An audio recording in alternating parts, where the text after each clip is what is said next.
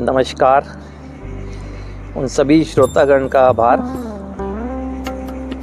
जो अपने सुझाव और सवालों के माध्यम से अपनी जागरूकता का परिचय दे रहे हैं। और प्रसन्नता आज इस बात की भी है कि समाज में केवल सोशल मीडिया पर रील्स देखने वाले या मात्र उसका मिसयूज़ करने वाले लोग नहीं हैं। जिस तरह से मेरी वीडियो के माध्यम से वार्तालाप मेरी हो रही है तो दिख रहा है कि आज समाज में जो ये नशे की समस्या तेज़ी से बढ़ रही है उसके प्रति भी लोग जागरूक हैं। वो दिख रहा है जब उनके सुझाव आते हैं और जब वो वार्तालाप करते हैं।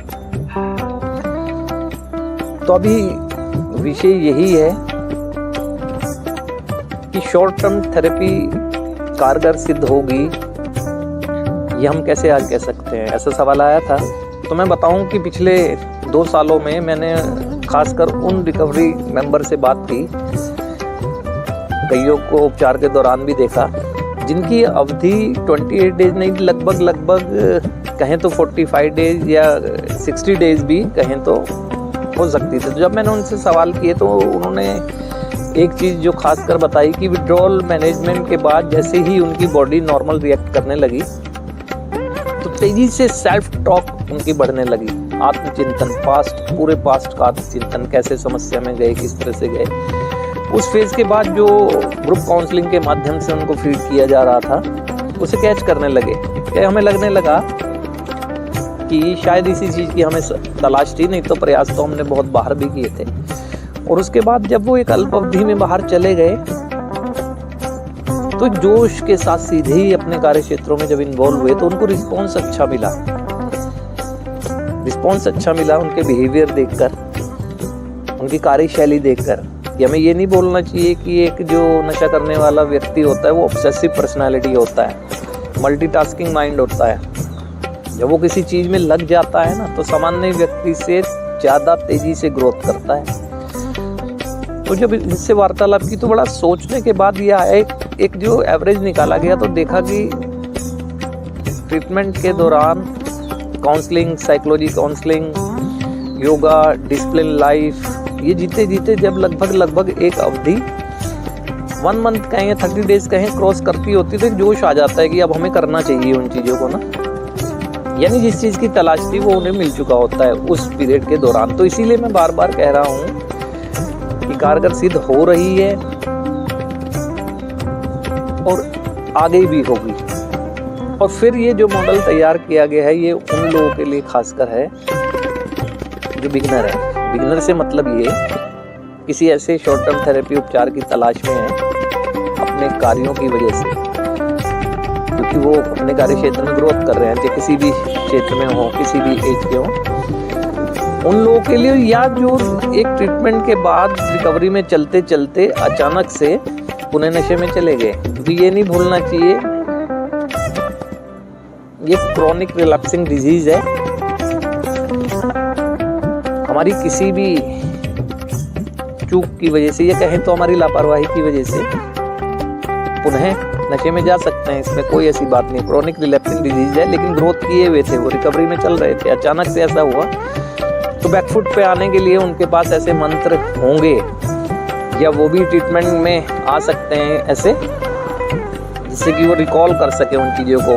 क्योंकि ये समस्या ऐसी है कि इसमें खासकर एक चीज़ है, जितना ज़्यादा लाइफ में हम कंफर्टेबल होते जाते हैं या कहें जितना ज़्यादा लंबी रिकवरी होती जाती है उतना ज़्यादा चौकन्नापन रखने की ज़रूरत है, उतनी विजिलेंट पावर स्ट्रॉन्ग करने की ज़रूरत है। आप देखेंगे एक शुगर पेशेंट होता है, शुगर डायग्नोज हुई, प्रिकॉशन लेता है, ठीक नॉर्मल शुगर रहती है, लेकिन अचानक किसी लालच में या उसे लगता है कि उस चीज़ का इस्तेमाल किया हुआ है, अब तो नॉर्मल ले ले वो खा लेता है मीठा। उसे लगता है कि कुछ नहीं हुआ, फिर खा लेता है। लेकिन अचानक से जब शुगर बढ़ने लगती है ना तो क्या करता है, प्रिकॉशन लेता है, मेडिकेशन को ठीक से करता है या कभी कभी डॉक्टर्स के पास भी जाना पड़ता है। तो इसी तरह से ये है, हमें देखना है। तो अभी जो ये अल्प अवधि में जो माइंड की ट्यूनिंग होगी ना, तो वो जो मेरे को बताया गया है उन रिकवरिंग मेंबर्स द्वारा जिनसे मैंने वार्तालाप किया कि जिस दौरान वो नशे के प्रभाव से निकलते हैं 48 घंटे 24 घंटे के दौरान, तो उस समय तेजी से उनके थॉट प्रोसेस भागने लगते हैं। माइंड ट्यूनिंग तो तभी शुरू हो जाती है, रियलाइजेशन, क्या करना चाहिए था, क्या नहीं करना चाहिए था, क्या उन्हें नहीं था जो बच सकते थे, किनके सुझाव कैसे, तो वो ट्यूनिंग शुरू हो जाती है। ये ज़रूरी नहीं है कि ट्यूनिंग के प्रोसेस को हमें बहुत लंबे समय बाद सोचें कि ट्यूनिंग होगी, नहीं, मेंटली कंफर्टेबल रखना ज़रूरी है। सहजता से रहकर अपने पास्ट का भी चिंतन कर सके और वर्तमान में प्रिकॉशन जो कहे जा रहे हैं इस बीमारी को नियंत्रित रखने के लिए, कहें गिरफ्तार रखने के लिए या कंट्रोल रखने के लिए ना, तो कैसे किया जा सकता है। तो इसलिए ये मॉडल उन्हीं लोगों के लिए आया है। अच्छी बात ये हो रही है, सबसे अच्छा यही लग रहा है कि आज समाज जागरूक है। जैसे समाज में और समस्याएं हैं, ऐसे ही नशेपन की समस्या को भी बहुत गंभीरता से ले रहा है। इसीलिए देखा ये जा रहा है, जो तेजी से इस समस्या नशे में जाने वाले लोगों की संख्या बढ़ रही थी, अब ऐसा नहीं हो रहा है, अब ऐसा नहीं हो रहा है। तो इसीलिए आप जैसे जैसे हमें अपने सुझाव सवाल देते रहेंगे, हम समय समय पर आपके बीच में आते रहेंगे। अच्छा लग रहा है, हमें इस बात को अच्छा लग रहा है कि आज समाज जागरूकता की ओर बढ़ रहा है।